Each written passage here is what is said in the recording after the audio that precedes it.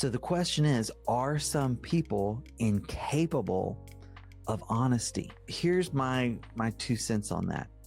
Yes, some are, but it's far fewer than probably the number that want to claim that. Here's the reality. There are parts of the brain, and we're going to talk about this in more detail here in a little bit, but there are parts of the brain that are required to be in touch with reality, that help us actually take in the data through our 5 senses, what we're actually seeing, hearing, tasting, touching, take that data in, process it, and assemble it in an accurate, or at least somewhat accurate, representation of reality. And then to take that and apply it and place ourselves in that context of reality. It does appear that if there are certain impairments in particular parts of the brain, there are people who don't seem to be able to do that. Those folks are going to have a really hard time. But again, that's a very, very small